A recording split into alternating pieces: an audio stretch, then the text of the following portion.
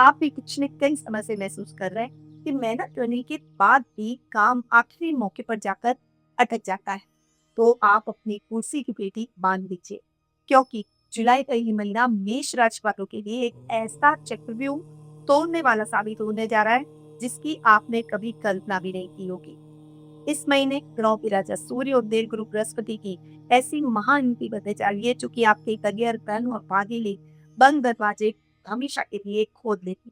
और सबसे बड़ी बात, महीने के लास्ट में साक्षात महादेव का प्रिय सावन मास शुरू होने जा रहा है, जो कि आपकी हर अधूरी मनोकामना को पूरा करने का दम रखता है। अगर जानना चाहते हैं कि इस महीने आपके जीवन में क्या बड़ी चमत्कार रखने वाला है, तो वीडियो को बिना स्किप किए लास्ट तक जरूर देखिए। सबसे पहले शुरू करते हैं इस महीने के व्रत और त्योहारों से। तो योगिनी एकादशी 10 जुलाई को मनाई जाएगी। जगन्नाथ रथ यात्रा 16 जुलाई को आ रही है। देवशयनी एकादशी 25 जुलाई को मनाई जाएगी। गुरु पूर्णिमा का पर्व 29 जुलाई को मनाया जाएगा और श्रावण मास शुरू होने जा रहा है 30 जुलाई को। अब आता है ग्रह गोचर की स्थिति पर भी। तो सबसे पहले बात करेंगे बुध की, जो कि वर्तमान में अपनी समराशि कर्क में विराजमान है और 7 जुलाई को अपनी खुद की राशि मिथुन में स्वग्रही हो जाएंगे। शुक्र ग्रह की बात करें तो वर्तमान में अपनी समराशि कर्क में विराजमान है और 4 जुलाई को अपनी समराशि सिंह में प्रवेश करेंगे। सूर्य ग्रह वर्तमान में अपनी मित्र राशि मिथुन में विराजमान है और 16 जुलाई को अपनी अति मित्र राशि कर्क में प्रवेश कर जाएंगे। मंगल ग्रह इस पूरे माह अपनी मित्र राशि वृषभ में विराजमान रहेंगे। गुरु इस पूरे माह अपनी उच्च की राशि कर्क में विराजमान रहेंगे। वहीं शनि इस पूरे माह अपनी मित्र राशि मीन में, राहु अपनी खुद की राशि कुंभ में और केतु अपनी समराशि सिंह में इस माह विराजमान रहने वाले हैं। तो ये है ग्रह गोचर की स्थिति, यानी ग्रहों की स्थितियों में क्या फेरबदल इस माह होंगे, उसके बाद में जानकारी। क्योंकि इन ग्रहों की फेरबदल की स्थिति के आधार पर तय होता है हमारा मासिक राशिफल। तो बिना कोई देर किए हुए शुरू करते हैं मेष राशि वालों का जुलाई महीने का मासिक राशिफल।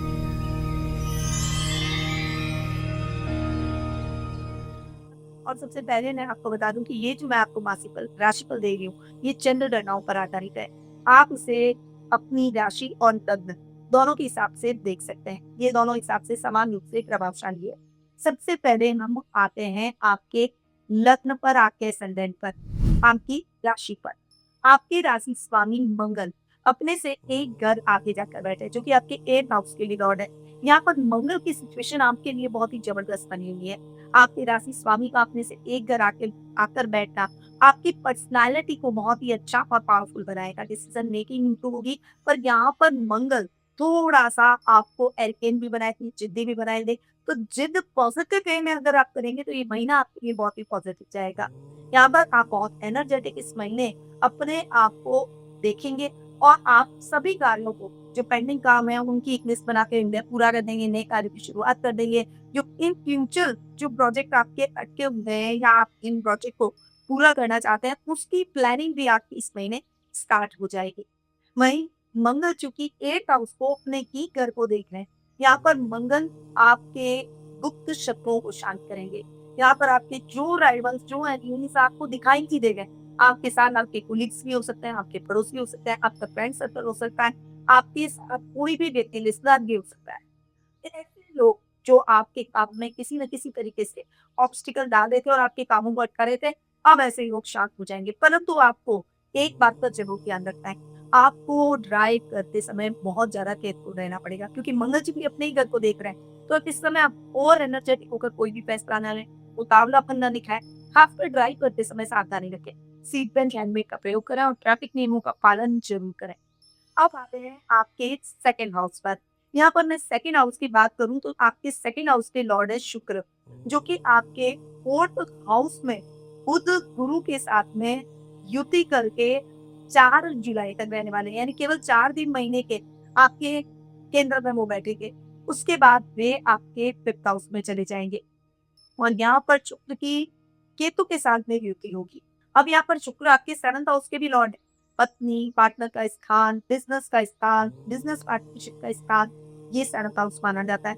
अब सबसे पहले अगर मैं सेकेंड हाउस की बात करूं तो सेकेंड हाउस के हिसाब से देखिए, शुक्र क्या करता है, व्यक्ति में भौतिक सुख जगाता है, हमें मटेरियलिस्टिक चीजों की तरफ अट्रैक्ट करता है। केतु क्या करता है, मटेरियलिस्टिक चीजों से डिटैच करता है। ये कॉम्बिनेशन बहुत ही विचित्र होता है।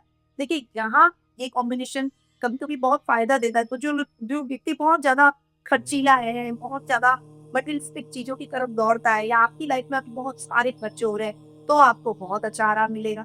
परंतु अगर आपकी लाइफ़ के अंदर आप बैलेंस चल रहे हैं, ऑलरेडी खर्चे कम है या थोड़े से आप बहुत न्यूट्रल रहते हैं, तो ये टाइम पीरियड आपके लिए सही नहीं है। क्योंकि केतु आपको और ज़्यादा डिटैच कर देंगे, फैमिली से डिटैच, रिश्तों से डिटैच, आपके दोस्तों से डिटैच या फिर मटेरियलिस्टिक चीज़ों से डिटैचमेंट। ये सब कुछ डिटैचमेंट जो है, ये आपके लिए कंडीशन पर आपकी डिपेंड करता है कि आप आपकी लाइफ में कैसा व्यक्तित्व रखते हैं। अब सेकंड हाउस की अगर बात करूँ तो कुटुंब, परिवार, इन सबके साथ में एक न्यूट्रल रिलेशनशिप आपकी चलेगी। इस समय बहुत ज़्यादा आप इनसे अट्रैक्ट भी नहीं होंगे, बहुत ज़्यादा इन्वॉल्व भी नहीं होंगे और थोड़े से न्यूट्रल चलेंगे। जब शुक्र केतु की युति होती है तो वो व्यक्ति को थोड़ा-सा न्यूट्रल कर देती है। हाँ, ये आपको ध्यान रखना है कि अगर आप विवाह योग्य हो चुके हैं, शादी करना चाहते हैं, अपनी मैरिटल लाइफ को स्टार्ट करना चाहते हैं, तो यहाँ पर आपको न्यूट्रल नहीं रहना है। इस समय ये टाइम पीरियड आपके लिए थोड़ा-सा उस मामले में कन्फ्यूज़िंग हो सकता है। अब 7th हाउस की अगर मैं बात करूँ, तो 7th हाउस के हिसाब से भी शुक्र आपको इसी तरह की एक रिज़ल्ट देंगे। 7th हाउस होता है मैरिटल लाइफ का, तो जीवन साथी के साथ में थोड़े-से न्यूट्रल होते हुए, थोड़ा खिंचाव होते हुए आपको देखने को मिलेगा। उनसे थोड़ा-सा डिटैच होते हुए दिखाई देंगे, क्योंकि केतु डिटैच करता है, शुक्र अटैच करता है। तो शुक्र जब केतु के साथ बैठ गया तो इस रिलेशनशिप को तो थोड़ा-सा खराब कर सकता है। तो आपको सावधानी ये रखनी है कि अपने लाइफ पार्टनर की बातों को सुनें, उन्हें समय दें, उनकी भावनाओं का सम्मान करें और उन्हें समझने की कोशिश करें, ताकि ये रिश्ता हेल्दी तरीके से आगे बढ़ता चला जाए और इसमें गलतफ़हमियाँ उत्पन्न हो। यही बात आपको बिज़नेस पार्टनरशिप में भी करनी होगी। पार्टनर के साथ में आपको एक कम्युनिकेशन बेटर करना होगा। उनके साथ में आपको कोई भी गैप या उनसे कोई भी लुकाव-छिपाव नहीं रखना है। बिज़नेस में क्लैरिटी पार्टनरशिप में होनी बहुत ज़रूरी है। तो आप इस बात का ध्यान रखें, तो एक हेल्दी पार्टनरशिप के साथ आप आगे बढ़ते चले जाएँगे। हालाँकि खासकर जो फैशन वर्ल्ड से जुड़े हुए हैं, क्रिएटिव वर्ल्ड से जुड़े हुए हैं, इंटीरियर से जुड़े हुए हैं या कोई भी ग्लैमर वर्ल्ड से जुड़े हुए हैं, फ़ोटोग्राफ़ी, फ़िल्म उद्योग, रेस्टोरेंट, फूड, इन सब इंडस्ट्री पर शुक्र का अधिकार होता है। ऐसी चीज़ें जहाँ जो हमें अट्रैक्ट करती है, जो हमें हम पाने के लिए लालायित होते हैं और जो थोड़ी-सी हमारे पहुँच से थोड़ी एक्सपेंसिव होती है, ऐसी सभी चीज़ों पर शुक्र का अधिकार है। तो आपको ध्यान क्या रखना है कि बहुत बैलेंस होके चलना है। इन क्षेत्रों से अगर आप जुड़े हुए हैं, तो आपके लिए ये महीना थोड़ा-सा न्यूट्रल चलेगा, यानी आपको थोड़ा बैलेंस होके चलना होगा। बहुत ज़्यादा परेशान ना हो, बहुत ज़्यादा अपने आप को बॉदर ना करें और बस अपना काम करते चले जाएँ। न्यूट्रल रहें, स्टेबल रहें, माइंड को स्टेबल रखें। बस इस बात का ध्यान रख लें। बिज़नेस में भी आपको ये भी करना पड़ेगा। रोज़मर्रा के लाभ में आप शुक्र अच्छी वृद्धि करेंगे, परंतु वही बात है कि आपको किसी भी चीज़ को पाने की एक लालसा नहीं होगी। जैसे अगर आप जॉब कर रहे हैं, तो बॉस के साथ में आपकी डील हो रही है, बॉस सोच रहे हैं आपने कैपेबिलिटी है, आपको काम दें, परंतु आप इंटरेस्टेड ही नहीं है। आप न्यूट्रल चलना चाहते हैं। आप आगे होकर कोई प्रोजेक्ट लेना नहीं चाहते, लीडरशिप की तरफ को देखना नहीं चाहते, तो वो चीज़ें थोड़ा-सा आपको इम्प्रूव करनी होगी। बाकी शुक्र के रिज़ल्ट आपको ठीक मिलेंगे। अब आते हैं आपके 3rd और 6th हाउस पर। देखिए 3rd और 6th हाउस के लॉर्ड है बुध। यहाँ पर बुध की स्थिति की बात करूँ तो पश्चिमगामी हो रहे हैं और बुध पश्चिमगामी वक्री होकर अपनी खुद की राशि मिथुन में बैठा है।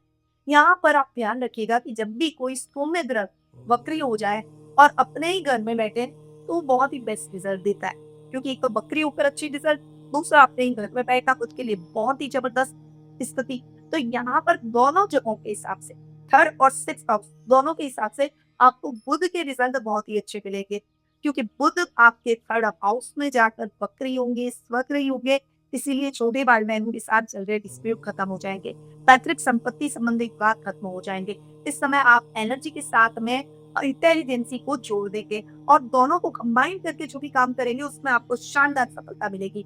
खासकर जो पॉलिटिक्स से जुड़े हुए हैं, जो मीडिया से जुड़े हुए हैं, जो डिबेट जैसा काम करते हैं, जो लेखनी का काम करते हैं, जो वाद्य यंत्रों का काम करते हैं, कला के क्षेत्र से जुड़े हुए हैं, उन सभी लोगों के लिए बुध जबरदस्त आने वाले हैं और बुध आपको बहुत अच्छे रिजल्ट देने वाले हैं। अब बुध चूंकि 6th हाउस के भी लॉर्ड है, तो यहाँ पर आपके एनिमीज शांत होंगे।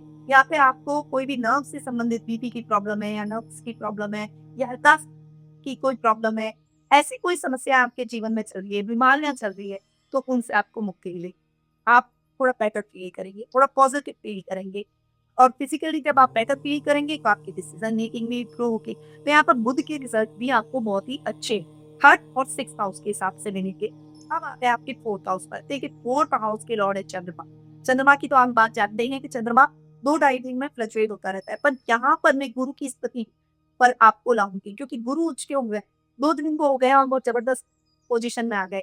मेष राशि वालों के लिए तो गुरु हंस नामक महापुरुष योग में बना है, तो यहाँ पर गुरु जिसके लॉर्ड है उनके लिए तो बढ़िया नहीं है। पर फोर्थ हाउस में गुरु का उच्च का होकर ये योग बनाना, महापुरुष योग बनाना भी आपकी फाइनेंशियल स्थितियों को थोड़ा सा बेटर करेगा।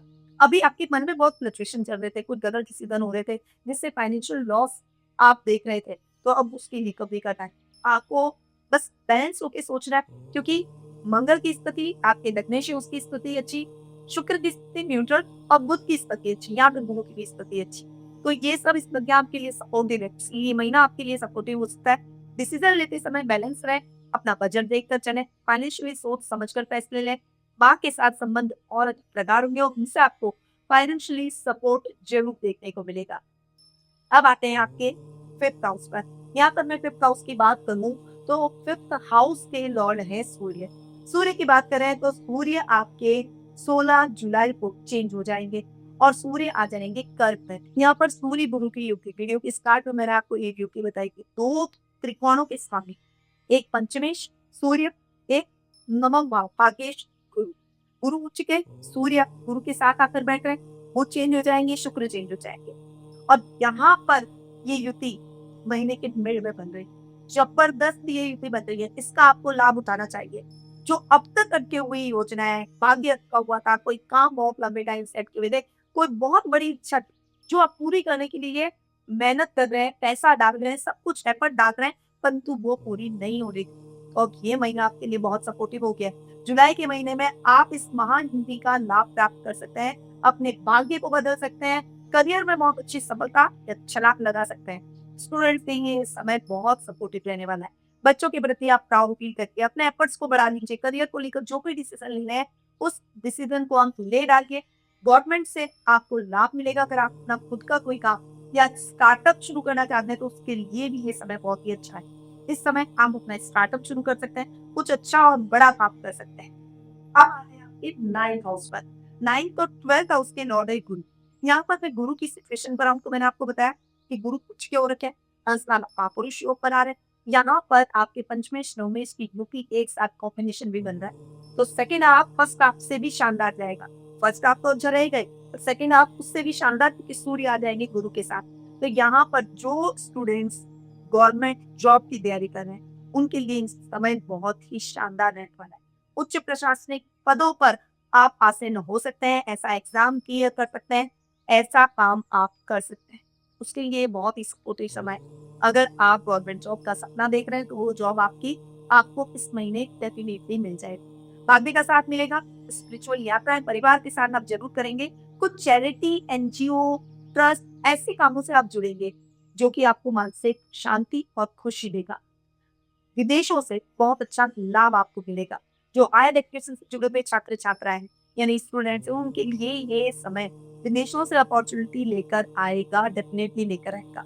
आपको इस अपॉर्चुनिटी को बिना कोई देखे हुए गेन करना है। अब आते हैं आपके 10th और 11th हाउस पर। 10th और 11th हाउस के लॉर्ड है शनि। यहाँ पर शनि की क्या बात करूँ, शनि अपनी मित्र राशि गुरु की राशि मीन में बैठे, आपके 12th हाउस में बैठे, खर्चों को थोड़ा सा बैलेंस कर रहे हैं, झूठे एलिगेशन में क्लियर क्लीन चिट आपको दिला रहे हैं। राहु भी आपके 11th हाउस में बैठे हैं, जो कि शनि का घर है। यहाँ पर राहु की पावर डबल हो गई। 11th हाउस में राहु के रिजल्ट बहुत ही अच्छे हो गए, इसीलिए लाभ की स्थितियां अच्छी, अचानक लाभ, खासकर जो क्रिप्टो ट्रेडिंग, जुआ, सट्टा, म्यूचुअल फंड या एसआईपी इस तरह के कोई भी काम में संलग्न है, उनके लिए ये समय अचानक लाभ की स्थितियां जरूर लेकर आएगा। मेष राशि वाले उन सभी लोगों के लिए महीना बम्पर सफलता वाला रहेगा। वैसे तो ये महीना का ये पूरा टाइम पीरियड ही बहुत ही अच्छा आपके लिए है। सोच समझ कर डिसीजन लेना है। राहु उतावलापन भी देते हैं आपको, बहुत उतावलापन नहीं, जल्दबाजी नहीं, सोच समझ कर अपने माइंड बैलेंस रखते हुए आपको आगे बढ़ना है। अब आपको मैं बीच में ये बता रही हूँ कि ये जो मैं चीजें दे रही हूँ ये आपको कॉमनली मेष राशि वालों के लिए और ग्रह गोचर की स्थिति के आधार पर, इसीलिए आपको ध्यान रखना है आपके बर्थ चार्ट में प्लैनेटरी सिचुएशन क्या है, उसका इम्पैक्ट भी आपकी पर्सनल लाइफ पर सबसे ज्यादा पड़ेगा। तो गोचर तभी सपोर्ट करता है जब बर्थ चार्ट में उस ग्रह की स्थिति बहुत ही अच्छी हो, ठीक है ना। अगर आप जानना चाहते हैं कि आपके बर्थ चार्ट में ऐसी स्थिति बन रही है कि नहीं? जैसे राहु आपके 11th हाउस में, वो बहुत ही अच्छे बैठ गए गोचर में, पर क्या बर्थ चार्ट में भी सपोर्टिव है? अगर सपोर्टिव होंगे तो ये टाइम पीरियड आपके लिए गोल्डन टाइम पीरियड हो जाएगा। पर अगर सपोर्टिव नहीं है, तो राहु के रिजल्ट आपको गोचर के हिसाब से तो ठीक मिल रहा है, परंतु बर्थ चार्ट में अगर राहु सही नहीं है, तो बहुत बेस्ट रिजल्ट नहीं कहूँगी, बेटर कहूँगी कि भई बेटर रिजल्ट मिलते हुए अभी दिखाई देंगे, पर बेस्ट नहीं कहूँगी। तो ये स्थिति अगर आप अपने बर्थ चार्ट से एनालिसिस करना चाहते हैं, ऐसी और स्थितियों के बारे में जानना चाहते हैं, तो स्क्रीन पे दिए गए नंबरों पर अभी कॉन्टैक्ट करें और मेरी टीम से कॉन्टैक्ट करके आप अपना अपॉइंटमेंट कुंडली एनालिसिस का बुक करवा सकते हैं। मैच मेकिंग भी हमारे द्वारा की जाती है, तो आप मैच मेकिंग का भी लाभ प्राप्त कर सकते हैं। तो आप देर बिल्कुल भी मत कीजिएगा। नीचे वेबसाइट का भी लिंक दिया गया है, वहाँ जाकर भी आप अपना अपॉइंटमेंट बुक करवा सकते हैं। ये ओवरऑल एनालिसिस मैंने आपका मेष राशि वालों का जुलाई महीने का किया।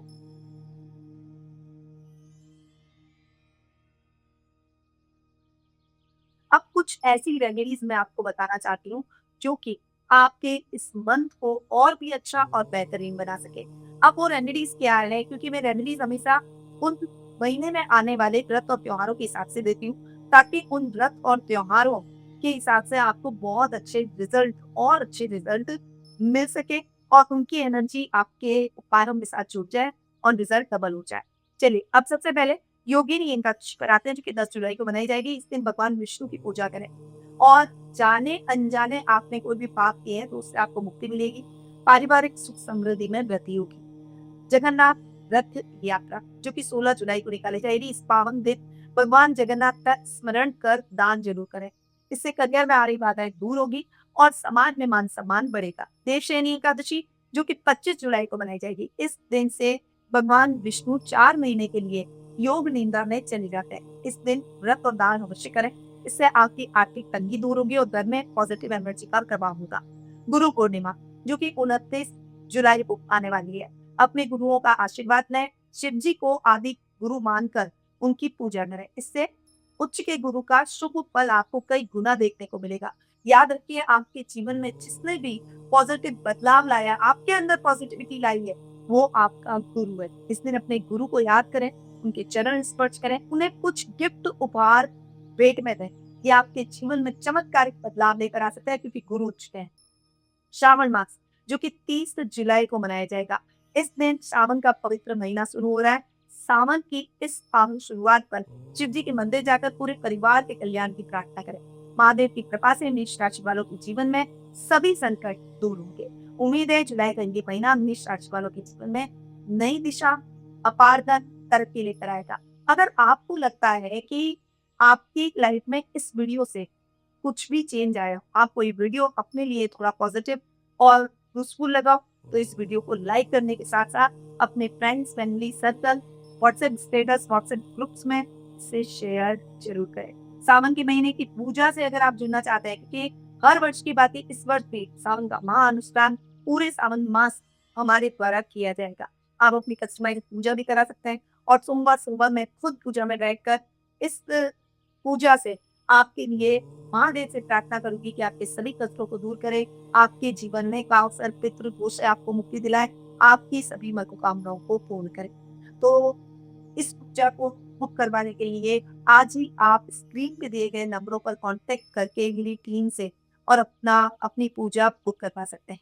चलिए, अब मैं अपनी वाणी को यहीं विराम देती हूँ। हमेशा याद रखें, ज्योतिष का ज्ञान तो हर मुश्किल आसान। जय श्री राधे कृष्णा।